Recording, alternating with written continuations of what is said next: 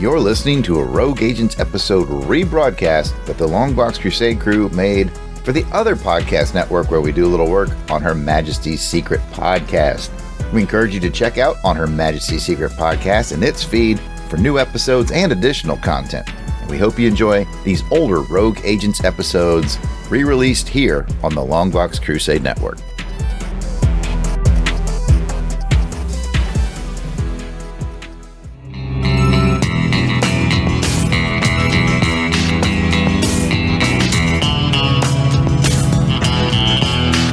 The exciting, dangerous world of James Bond has arrived in Los Angeles. The Peterson Automotive Museum invites you to experience the cinematic legacy of over 30 iconic vehicles of James Bond in the new exhibition, Bond in Motion. This new Bond exhibition features the largest official collection of 007 vehicles in the United States, including the 1977 Lotus Esprit S01 submarine and No Time to Die Aston Martin DB5. Plan your visit today at peterson.org/bond. That's petersen.org/bond.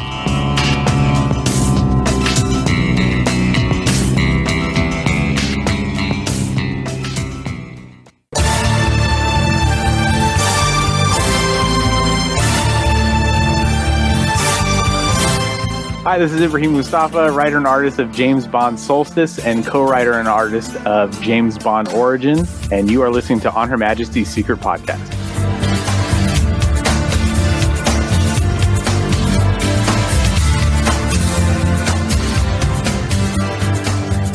You're listening to Rogue Agents episode 21, featuring The Man from U.N.C.L.E, Season 1, Episode 2.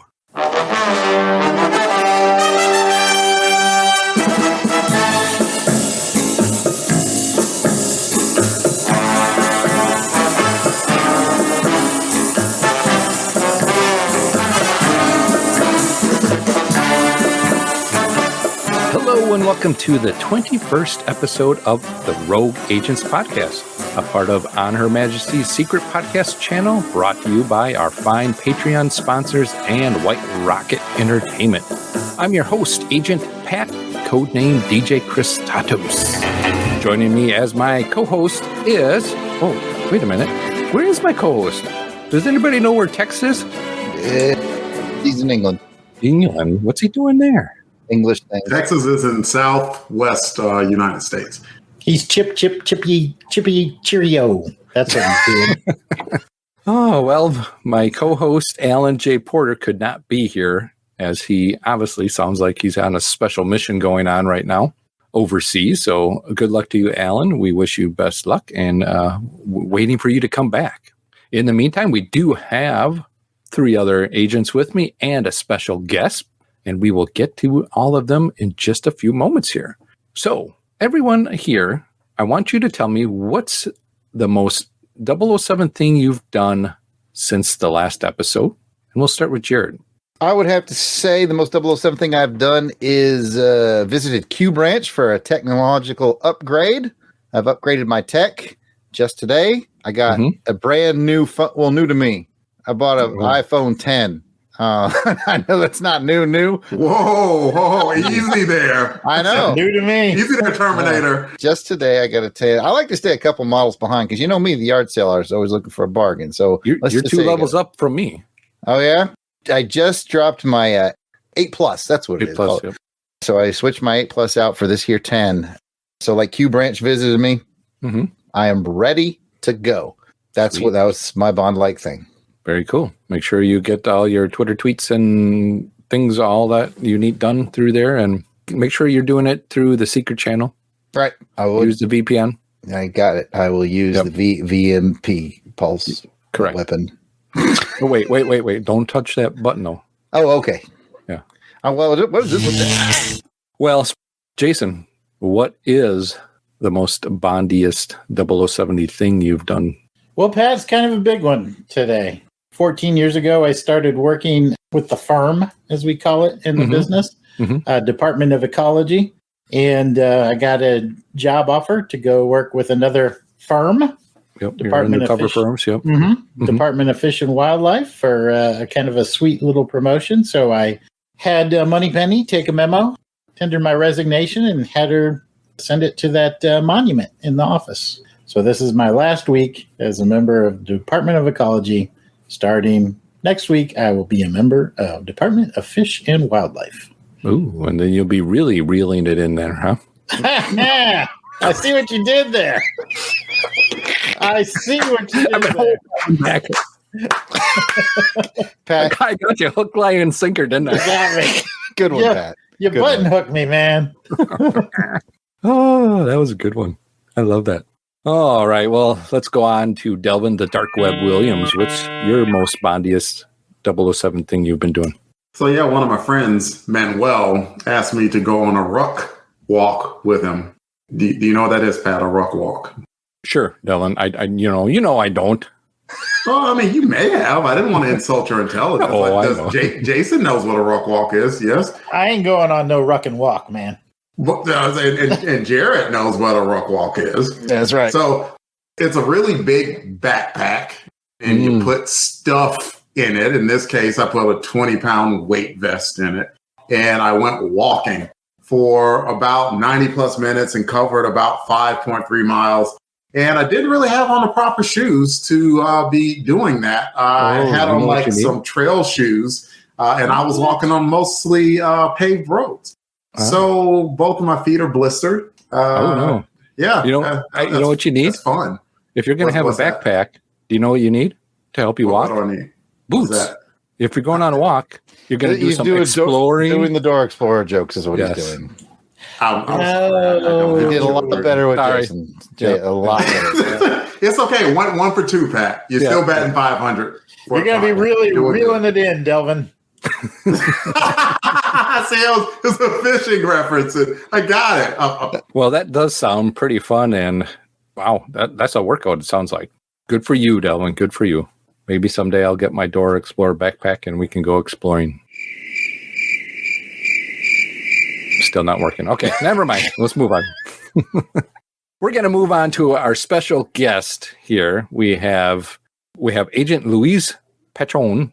He is from Colombia. He runs the 007 Vintage YouTube channel, so make sure you guys go check that out. He was also featured several times on the Digital 007, a look back at Bond in video games that was produced and done by our very own Jarrod Alberich, the Yard Sale Artist. Go back in the feed, and you will find that there. So welcome, Luis. We're glad to have you here. Thank you. Thanks for having me. It's a pleasure to be here with you. And do you want to tell us what's the most Bondian 007 thing that you have been doing recently? As a matter of fact, it was yesterday. My wife is currently in Paris. She's in Europe, and she asked me to get some directions. She was with a cousin having some good time around Champs-Élysées and these things, and she was a little bit confused and lost. And I was giving her directions using maps, and I felt like I was like, Q, okay, now turn right, go this way. No, that she was looking for Galerie Lafayette or something like that, and I gave her actually the wrong address, so it wasn't a very good cue. Yes, she was looking for another place with the same name. You know, this is like a department store, and they have plenty of them in the same zone, so I wasn't very effective. But it was very Bondian. I felt like, okay. It was another Galerie Lafayette, but not the one that she was looking for. But anyway, I say, okay, you asked me for Galerie Lafayette. You are in Galerie Lafayette. I have to continue working. Just let me know what happens. No, but she was fine, and her cousin too. But it was with her cousin is 12, so she was the responsible adult. Okay. And I was the responsible adult back here in Colombia. Very good. Well, it seems like you still got to work out some training that needs to be done on that side as you work through the mobile apps and things like that. So this episode is the 21st episode of our ongoing series on this channel called MI6 Rogue Agents, where we traverse the 007 universe. That could mean books, that could mean music, that could mean video games, essentially any medium that connects to the Bond franchise that we love so much here at On Her Majesty's Secret Podcast. So, Luis, since this is your first time on the show, we have a few questions for you. First one is, what is your favorite Bond film? My favorite Bond movie has to be GoldenEye. GoldenEye. I love the Brosnan era, and I think it's very public that it was my first time watching a Bond movie, and it's an experience that it's you cannot repeat that experience. Your first Bond cannot be repeated. But in general, and in the more recent years, I have been leaning towards Tomorrow Never Dies because he was more comfortable with the role a little bit. But GoldenEye is like the gold standard, at least in my case. Very good. How about your favorite Bond actor then? Pierce Brosnan, of course. Okay. What was the tagline? There is no substitute. I can remember. Yes. And your favorite Bond theme song? I know it sounds cliche, but it has a very special meaning to me. It's Goldfinger. It's actually the first song that I understood in English without reading the lyrics. So it has a very has a very special meaning to me. Approved, Louise. Cool. Awesome selection. Absolutely. I just had to amen that. Go ahead, Matt. Sorry. Oh, that's fine. That's very Goldfinger's awesome. Okay. Thanks. Yes, we know that Delvin loves his dame. Just one more question, and it's kind of a twofold. Since we're talking about Man of U.N.C.L.E, have you heard of Man from U.N.C.L.E? And if so, what kind of background do you have with it? Okay, I heard about the series actually back in the 90s when I started looking for information about James Bond and Ian Fleming and all the things that I read in a Nintendo magazine, actually, because of the GoldenEye thing. I mean, maybe it was Blofeld's Cat website or something. There was a mention about this TV series and that Fleming helped to create this. But at the time, I didn't have a chance to check any episodes. It was obviously... If Bond is not so popular here, well, it's popular. Everybody knows Bond here in Colombia, but not so popular as other entertainment franchises. So this TV series, of course, was not very common here in the country. So I couldn't see many things, but there was always something like there. Oh, maybe one day I will have the opportunity to watch the episodes or somewhere. I don't know. No, so I didn't have much background on this, and yeah, it was actually like a first time talking about this and watching something like related with the series and the characters. Very cool. It'll be interesting to hear your take on this, so looking forward to it. And speaking about looking forward to it, why don't we get into our rogue subject for this episode? And it is The Man from U.N.C.L.E, Season 1, Episode 2. Woo, I'm so excited we got to watch Episode 2 now. But let me tell you guys a little bit about Episode 2. For this episode, it is called The Iowa Scuba Affair. Its original air date was September 29th, 1964. It starred Robert Vaughn as Napoleon Solo, Mr. Smooth, David McCallum as Ilya Kiryarkin, Leo G. Carroll as Alexander Waverly, Catherine Crawford as Jill Denson, Slim Pickens as Clint Spinner. And that's a name you guys probably know, right? Slim Pickens? This was directed by, here's a name you guys might know, Richard Donner. I noticed that when at the end I was like, what? Yeah, believe it or not. The early stuff. I think he did a super job on this. You probably know him from Superman, Lethal Weapon, etc., etc. Writer was Harold Jack Bloom, who contributed to the screenplay of You Only Live Twice. And it was also written by Sam Rolfe and produced by Norman Felton. So for the plot synopsis, again, the title was called The Iowa Scuba Affair. The story starts with Napoleon Solo apparently killing a U.S. airman who has scuba gear in his motorcycle compartment. The dead airman turns out to be an international saboteur who has been wooing a local girl to get access to a not very secret airbase. After a few attempts on their life, Solo and the girl are captured, and it's revealed a group of terrorists are trying to steal a top secret plane from the underground airbase and access it from a nearby farm well system. Solo escapes and manages to alert the Air Force guards who overpower the terrorists.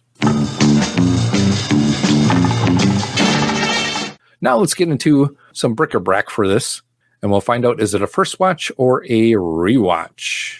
Luis, is it a first watch or rewatch for you? Definitely a first watch. A very good episode. I like it. Awesome. Jason. I'm with Luis. First watch for me, too. Delvin. I'm with Luis and Jason. It's a first watch for me. Jarrod. Much like my 1984 digital Kermit, it's a first watch. So I had a Muppets watch. Oh, okay. My first. Much like Jason, Louise, and Delvin, it's a first watch. All right, that makes more sense. Thank you for the clarification on that one. It is a first watch for me too, so woo! We did it. Woo! Of watching Rainbow. Watching Rainbow. Yes, it's Watching Rainbow. Watching Rainbow. Watching. We left out Alan because it was a rewatch for him. But anyway, we'll get to some of his comments as we go through here as well. So with that, let's get to some highs and lows. We'll go through a couple rounds. Each of us will get a chance to provide a high or a low about the show that we just watched. So we will start with our guest, Luis. Do you have a high or a low? Okay, I was very surprised with the production values of the series. I really like the settings. Everything was very, very nice. It makes you not missing that it's not in color, that it's black and white. It's very pristine. I really like everything and the characters. I know the actor. What's his name? Solo? Robert Vaughn. Yes, I remember him from the Superman movie and British series. I think it was Hustle and some episodes of the A-Team. So I have memories of his work, but obviously not very familiar with his performance as Solo. I only saw a clip a long time ago with some TV pilot or something like that, a reboot. And his performance is really, really good. He's so sophisticated, suave. He's the archetypical spy. So production values and Robert Vaughn's performance, top notch. Very good. Jason, high, low? I agree 100% with what Luis said as far as the production value. I thought from the very first moment when I started watching this, it grabbed me like how serious it was. And it opens up with them introducing themselves and they're like, excuse us, we just got to go smoke a cat. You know, we're going to fill this sucker up with some lead. And that's what they did. And the weapons looked cool. It looked like something out of a Fleming novel. It really did. Even more so than some of the Bond films. It had a Fleming-like feel for that action. So I thought that was really cool. And even the bad guys, it could have looked really dopey, and I kind of chuckled a little bit when they first revealed themselves in the scuba gear with those big rifles and everything. Staring back, and he just kind of stare back at them, right? And I was like, that doesn't seem very practical, but it looked cool, man. It looked like something out of G.I. Joe or something. It just looked really cool. Yeah, so really that production value, and then add in the seriousness of the tone. It made for a really entertaining episode, not nearly as tongue-in-cheek as I originally thought it was going to be. Yeah, I think I agree with you that opening introduction really pulled us into the story. Delvin, high, low, or what the? I want to continue to talk about Robert Vaughn. I mean, yes, he is the lead of the show, but somehow he stole the show. I was like, there are many times I just go like, good God, he's just very charming and handsome and was just walking around like cock of the walk. Like, man, this is episode 2 and he was owning it. Like, wow. And he just always seemed to have MacGyver-like ways of solving problems, of like looking around and immediately assessing the situation and seeing what's going on and how to solve problems. So I was just captivated by him the entire time. Like, I was impressed with Napoleon Solo's character from episode 1, but just going into episode 2, we haven't even really seen Ilya. Like they introduced him, and then like he was like the younger sister from Family Matters, walked up the stairs, never saw her again. Like it's the same thing with Ilya. It's like, is he ever going to actually be on Uncle? I don't know, and I almost don't care because Napoleon Solo is so dang cool and charismatic. Like he's blown me away. Very impressed by him. Yeah, I literally am now thinking I need to always carry a can of Barbasol with me just in case I get locked in the bathroom. And probably some matches. Like a lighter. Yeah, that and a lighter. I mean, I think you use some Brute too, as an accelerant for the yeah. You're not going to believe this, but actually I got a kit from the university in which I work, and they gave us a towel, and some alcohols. I was thinking about that. Yes, if I were in a similar situation, I have everything that I need to escape. So you got it, man. Just burn down the door, blow it up. Yes. But that's one of the things you're right. I liked about this episode is the craftiness, the spy kind of things that he did. Takes me back to the earlier Bonds when Connery put the hair on the door so he knew if somebody came in and all that. So I really like that. I found that very fascinating. Jarrod, do you have a high-low or what the? Everybody, now is a good time to get a drink. All right. I am going to go on. I loved it, Pat. I loved it.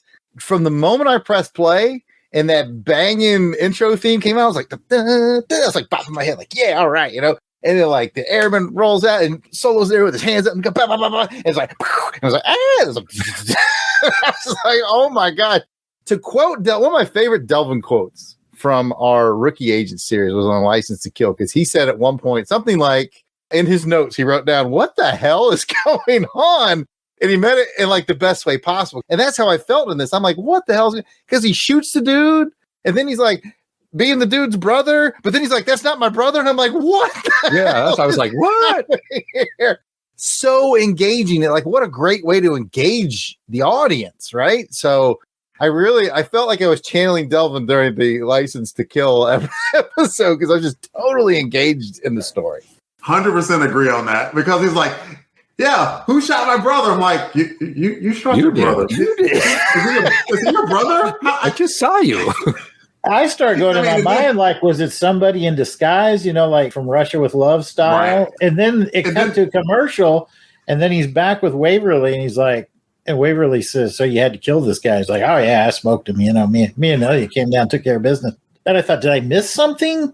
It was something cut out, but it all tied together beautifully in the end. And there was no doubt he was shot, too. I was like, I don't know how in the heck he could have missed him. He was so close range.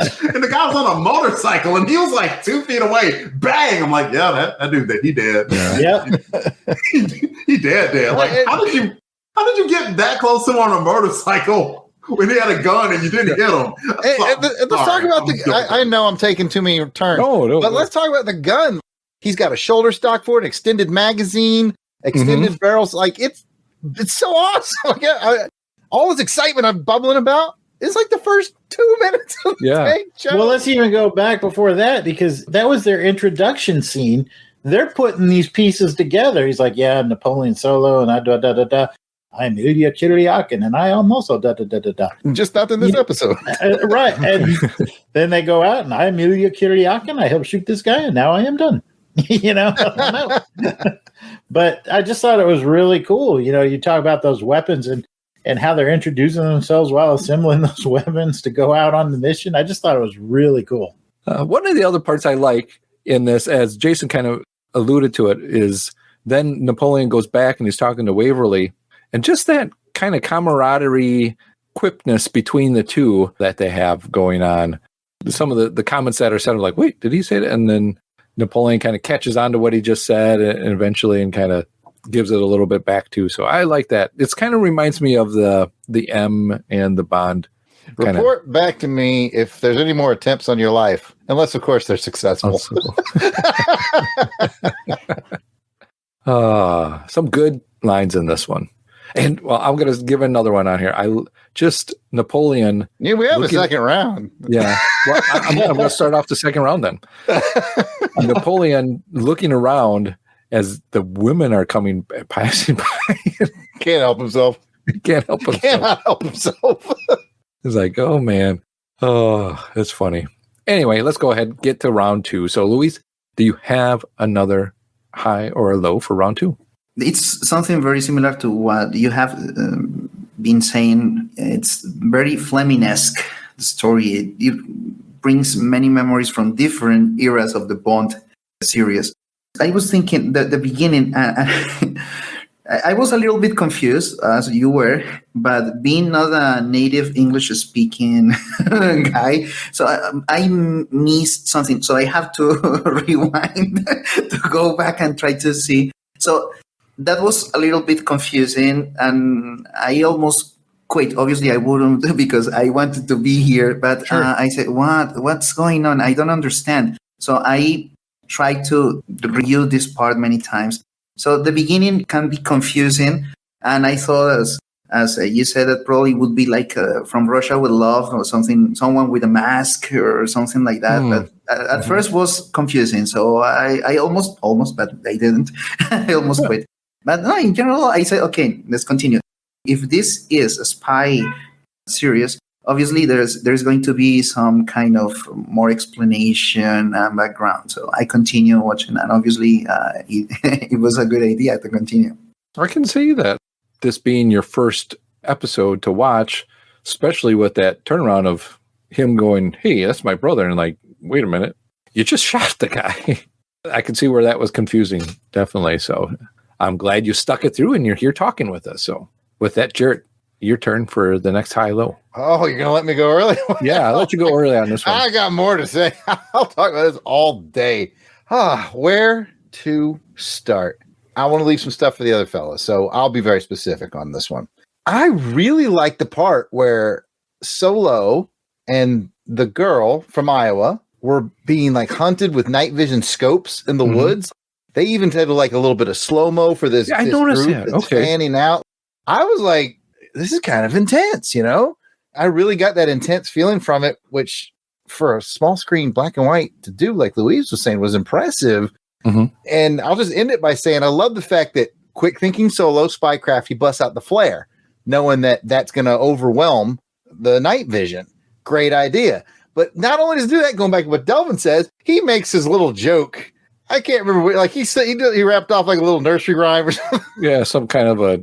Something I don't like even that. know what it was. I can't remember which one he did, but he like makes his little joke that he grabs the girl, runs away. I'm like, if I'm being hunted by like 6 people with rifles, I'm just throwing the flare and sprinting for it. But not Solo, man. He's got the jokes, and the girl's like, oh, you're so charming. And I'm like, I was like the girl. I was like, yeah, you're totally So I'll just keep it at one small segment. You can hear my enthusiasm, Pat. Oh, just definitely. get the martini glasses ready. Just get them ready now. Jason, high, low, or what the? I'm going to go with the fight in the tunnel at the end. Okay. That was a baller fight, man. That was like a real fight. That wasn't any of that choreographed stuff you see today. Well, obviously it's choreographed, but you had a boy trying to choke him out while he's crushing some guy's throat with his foot against a cave wall, and it was brutal. And I guess I'll just wrap it up by saying we just got to see a wide spectrum of the talents between what all of us have talked about of Napoleon Solo, the suave gentleman, the MacGyver-like think on your feet, resourcefulness to use what's with you, the calm under pressure, being chased by multiple riflemen through the woods. And then it's just like the gloves are off and it's time to go to, Knuckle City. And he was dealing it, man. So I just thought, man, this is a good fight. Yeah. Yeah. I liked it. I was kind of yelling at the screen a little bit. I was yelling at Slim Pickens because I was like, man, you are terrible at choking somebody out with an axe handle. Like, he gave him all day. Ah, come on, Slim. If I'm the dude getting choked out by the foot, I wouldn't even okay, we're never talking about that fight again. It didn't happen. I don't even remember. I had amnesia. I would I go did not get choked out by a dude's foot while he was being choked. Dude, you got a Nike imprint like right across your throat, right there. Nope. I tripped, fell down the stairs, and hit a tennis shoe. That's how that happened. I would henchman for someone else the next day. I'd be like, I got to go henchman for somebody else. Well, probably some Slim Pickens for henchmen. So he got what he had. You're cut off. Oh, come on. Yeah, saving one that one, good one. too. Now you're getting greedy. You're getting greedy. Oh, Delvin, do you have a high, low, or what though? Well, I'll riff off of Slim Pickens. Okay.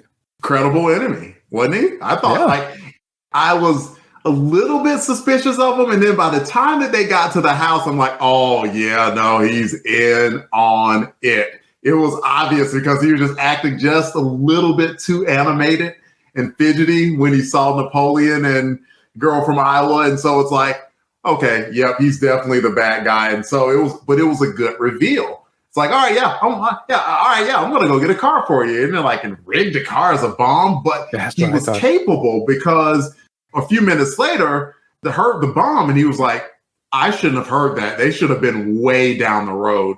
Something's up. So he was intelligent enough to know what's going on. So I love a capable villain and not just some goon.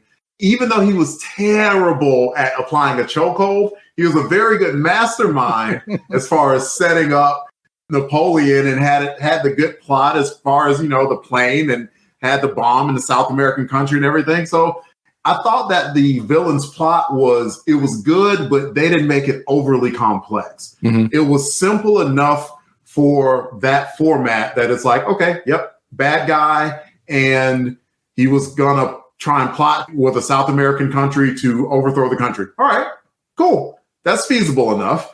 And Slim Pickens was a good enough role for it because he was playing the all shucks role and then immediately morphed into the bad guy and all of it made sense. So wanted to give a big thumbs up to him. Oh, no, that's good. He did definitely do a good job on the role he was given. Delvin just reminded me that he was helping overthrow the South American government. And this episode, they did speak Spanish. So it's a good thing Luis hung on as long as he did. How was the Spanish, Luis? Was the Spanish accurate? Was accurate. And yeah, it was very good because normally if we listen to some Spanish lines in current shows, they are poorly made and the pronunciation is not good. But I think that the girl was from, I don't know if she's from Latin America or something, but the pronunciation was correct and it doesn't feel fake. So you believe that they are actually working in a plot to overthrow a government in South America, which is not specified. No, we don't know which country is. So it was very, very good too. I like that because when you have this very clear, you say, oh, no, in this case, you start thinking, okay, what country is that? But the Spanish was good. It's a really good thing. All right. Well, I think with that, does anybody have any other things they want to talk about this one? You know what? Surprisingly, I do. Whoa. Usually, it's weird being on the other side. Nobody saw it coming. No. I can't see for Luis. And now when he's editing this, he's going to be like, oh, it's like an hour and 45 minutes. Yeah, but it's quality. It's quality, Jason. No, I just wanted to shout out to the ladies. They had the one lady that worked at Uncle headquarters. She was really pretty. And you could tell. Oh, the single ladies. Yes, you could tell that Solo had the eye for her. But more so, the gal who played the Iowa girl, she was really good. Like, she played sort of, I've grown up in Iowa. I want to see more of the world. I'm really attracted to this guy. Country bumpkin. Kind of, but real sweet and charming. Like, I really liked her. I just thought she was really likable. And when he handed her that gun, he's like, you don't have to kill anybody. Just pop off some shots. She didn't back away. She did her job. And I was just like, I like this girl. Heck, in fact, Jarrod, she came back. She didn't have to. Solo told her, drive down the road just a little bit, get out the car and walk home. But she came back because she's like, I felt like I could help. And it's like, dang, pretty straight of her to do that. Perfect. I just wanted to tip of the cap. I could tip of the cap to everything in this show, but I thought the ladies were really charming. I was eyeing Miss Blocker. The one that was. The mom. Yeah. Was she the mom or was she the? I didn't really understand that if she was a mom or something. Yeah, I don't know. It just goes to show, Solo. He's playing on that playboy attitude that he has there, and the girl Jill Dennison at the end saying, "Hey, can I come and see you in New York later on or whatever?" And yeah, when you come, we'll meet up and whatever. I'll take you out for dinner and all that. And then they're about to kiss, and then they don't, and then he leaves. The mom or whoever she is, you're thinking she's gonna kind of hey, stay away from that guy. He's too old for you or what have you. She's like, oh, you wait till you go to New York. And she's like, ooh, I'm going to go there. So I'm wondering, I don't know. I wish Alan was here to tell us, does she show up later on? We'll just have to keep watching. Yeah. Find out. Going back to what I'm going to talk more. Going back to what Delvin said about Robert Vaughn's just charmingness, there's a lot of that in there because, sometimes James Bond, you can tell he's playing up a girl, for reasons. But Robert Vaughn, even though he was talking her up, like all the women I know back in New York are put together, layered, I think might have been a term he used. Basically, he's saying you're a natural beauty, you're a charming natural. And he was being authentic. Like, I don't think he was trying to get with her. He was trying to make her see what she really was. If you remember back in episode 1, he kind of did that to that other girl, that housewife that helped on the thing too. Like, he walks that line of being kind of a James Bond womanizer, but he comes off as more authentic, charming. Yeah, you guys get what I'm saying? Sincere. Yeah. No, definitely. I think that was a good aspect of his character. Similar, we talked a little bit about it in the first episode. There's a bit of wistfulness, I think, that we see at the end. It's what possibly could be, but it's never going to be with the job and the lifestyle that he has. So he has to let it go. We did have a few comments from Alan. He was kind enough to help along with making of this episode, the script and all that. So he did put some comments of highs and lows that he had. And I just I'll give a few that he said, because basically we covered the majority of them in other people's thoughts on this. I'm going to hand it over to Jarrod to provide some of Alan's highs and low comments. No problem. Alan and I are best friends, so I understand everything that he puts down. Like you said, Pat, some of his stuff has come up in our conversation. He says the opening sets up the mystery, which is why our hero shooting a U.S. airman, and why does the guy have breathing gear, flippers in the middle of Iowa corn country? Lots to unpack. Same comments that we came to. Waverly asides to Solo about having a plain face. You remember that? He's like, oh, I thought you had kind of a plain face. Yeah. like, oh, you grumpy old bastard. And he mentions that line that came up before, report any attempts to kill you unless they are successful. Alan also really liked the spycraft that you mentioned. Louise has the kit for it right now, using shaving cream, aftershave, and a lighter to create a bomb.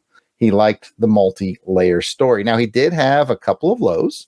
He didn't like so much Slim Pickens as the guest star. We all like Slim, but Alan didn't, but he has a pretty good reason. He said that Slim uses some of the same phrases he would later use in Dr. Strangelove and Blazing Saddles, and it throws him out of the story when he's on screen. I get the feeling that Frowning's like too big of a personality in other media to be here, but Sure. Boo. I knew it was getting a boo from Delvin. I knew it was getting a boo. Oh, shucks. He also, a low for him was nighttime scenes were clearly filmed day for night, which is a common problem with 60s movies and TV. I didn't catch on to it. Help me see it better. Yeah. And he did he has a question. Maybe someone can no prize it. He said, how did they breathe when they were buried in the corn silo? And if you ask me, he's getting too granular there. oh, man. How do I do it? Jason, did you have an idea on how they breathe in the... Honestly, I thought the same thing. I was kind of curious about that myself. I just kind of guessed maybe they like were hovering there till the last minute. The elevator came up, then they're like, all right, go down, hold your breath, and then waited it out till they heard the elevator again and then came up. That was the best explanation I could come up with. That's a good kernel of knowledge you have there. I'll stop. Oh, Pat, shit. Boy. Let me give it back to you, Pat. They work for you, but not for me. All right, with our thoughts out of the way, let's get to some fun facts from Agent Alan, and that's going to be brought to you by our Agent Dark Web. All right, here we go. This episode was filmed June 1st through 5th and June 8th of 1964. Other titles that were considered for this episode include The Kansas Scuba Affair and The Silo Affair. The first use of the extended opening sequence of, quote, on a street in the East 40s, there is an ordinary tailor shop, unquote, that gives the background and agent introductions. There is no Ilya, despite being seen in the opening titles. And last, there are a few insert shots of an F-4 Phantom that seem to imply that Solo uses the fighter to travel between Iowa and New York. In the novels, it's stated that U.N.C.L.E agents mainly fly commercial, but in case of extreme emergencies, they can use a fleet of U.N.C.L.E T-33 jet trainers. And that's Fun Facts with Agent Allen. I meant to bring that up too. I was like, dude has an F4 fan. Man, I got to admit, I was an idiot there. I thought the F4 was supposed to be the secret jet. That's what I thought too. I was thinking the same thing. I was like, they said airbase, so I'm thinking they're, Yeah, they talked about the airbase and they had the F4. And I was like, that's no secret jet. That's an F4. But what you just said makes more sense. We'll put it that way. You should have paid attention during the PowerPoint briefing. And the secret jet is down in the silo. I did get that. That's why I said. Okay. But you thought it was an F4 down. I thought the secret jet was like flying and then going back to the. Yeah, I thought it was just. Thing. Yeah. I thought the same thing too. I find curious that we haven't mentioned how the arrow moves in the PowerPoint presentation. Did you notice that? Yes. Yeah. Now it's something that is totally normal. But I think that back in those days was, oh, wow, state-of-the-art technology, a pointer moving towards the schematics and all those things. Yes. And about the plane, the first time I thought it was, the secret jet. But the second time, I realized it was like showing that he was moving between the headquarters and Iowa. Yeah. But the PowerPoint deserves a mention. Yeah, somewhere a little Bill Gates was watching that going, It's not as big and baller like that one where they had the map on the big giant wall and that one. What movie was it? Yeah, was it Octopussy? Yeah, that's the world's greatest PowerPoint presentation ever. Yeah.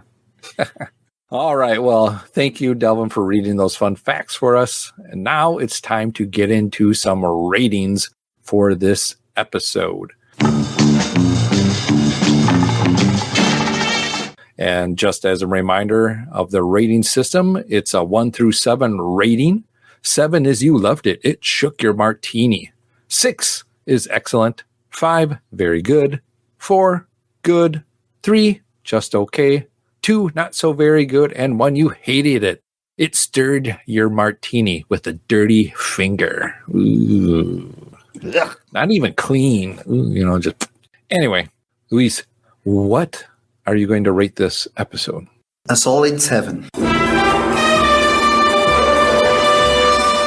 I love it. In spite of the confusion at the beginning, I really like it. Full of Bondian references. I would dare to say it's even more Bondian than Bond itself. Himself. That's a bold statement. There are so many elements, and I really liked because it made me feel back in the days when I started reading Fleming's novels. Yeah, it's full of many aspects that make me feel like when I was watching the movies back when I was younger. So it was really good for me, a very good experience. Awesome. Glad to hear that. Jarrod, 1 through 7.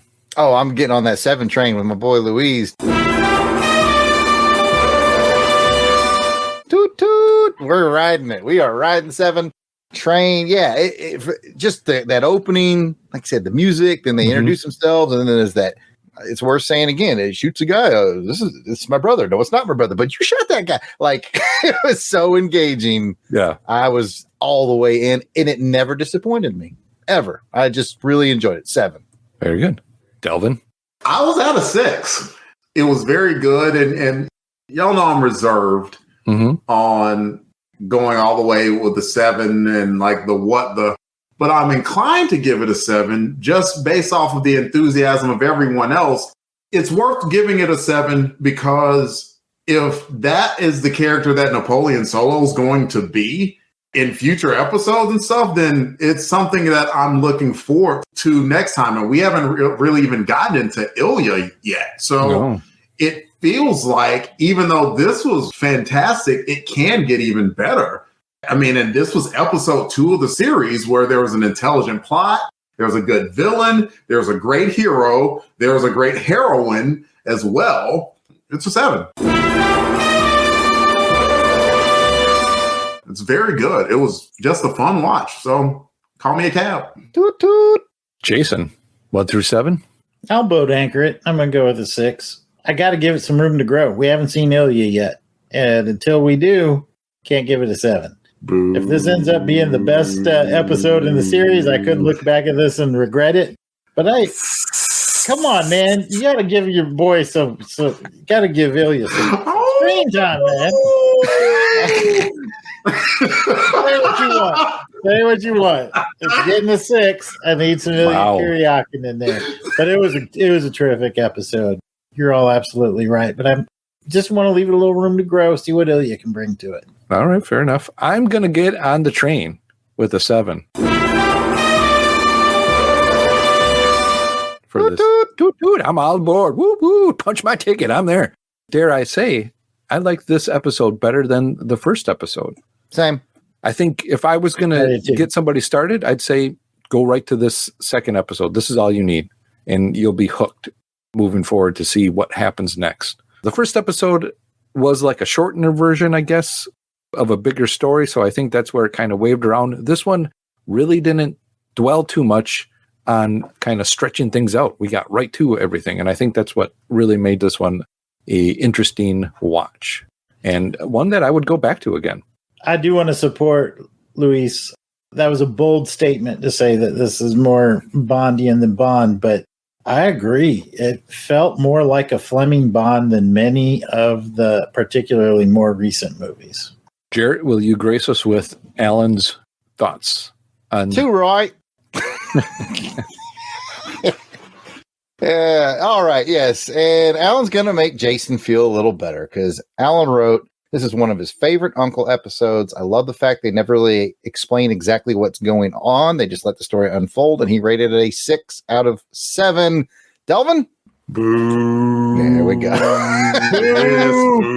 Boo, Alan. Jason.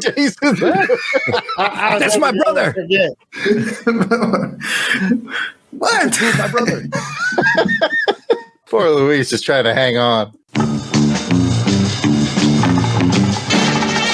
And that's the show. As a reminder to our audience, if you'd like to be part of the show, you can send us your questions, comments, or trivia challenges to ohmspod@outlook.com or over on our Twitter page at ohmspod. If you like, you can also send us an email. As a reminder, that's ohmspod@outlook.com. Just send us an audio file recording of your question or comment, and we might even play it on the show. I want to thank Louise, Jarrod, Jason, and Delvin for joining me on this episode. But before we go, let's find out where the listeners can find us on the internet. And let's start with you first, Louise.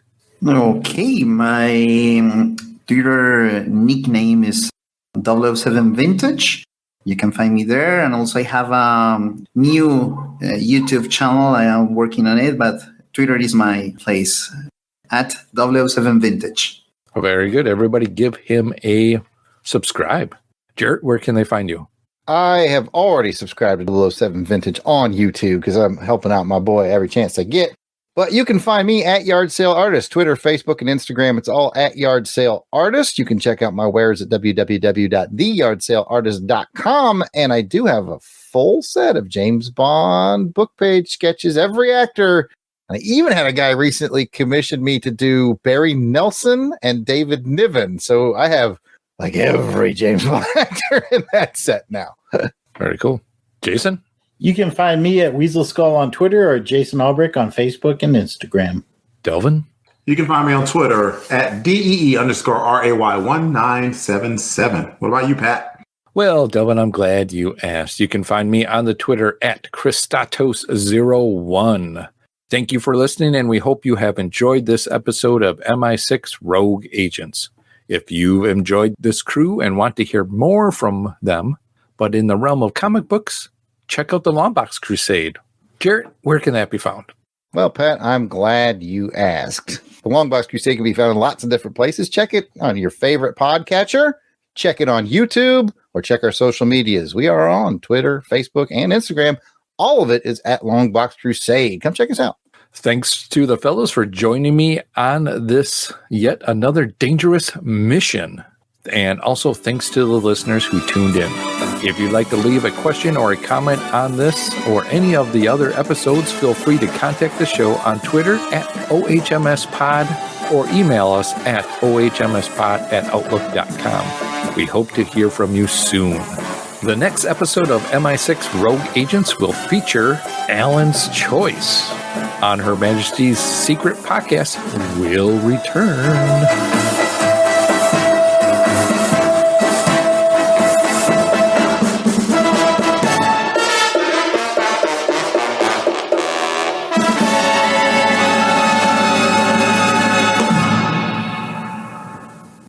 Once when I was with Am in Tokyo, we had an interesting experience. Outtakes. Thank you, Miss Moneypenny. That's all. You're better off doing games, I've heard. So maybe if you could have put her in a game and you could have just moved her left, right, up, and down, that would have got her where I wish I could do that with my wife.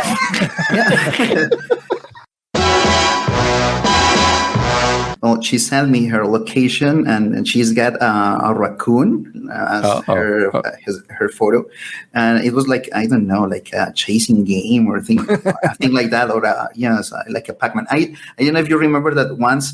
No, well, it was some years ago. Google Maps had this Pac-Man anniversary thing on Maps, and they featured this, or it was in an Ingress game. So it was very similar because I saw her moving with this raccoon photo. It was funny. And actually, it's the second time it happens because when we had the opportunity to go to the premiere, the Colombian premiere of No Time to Die,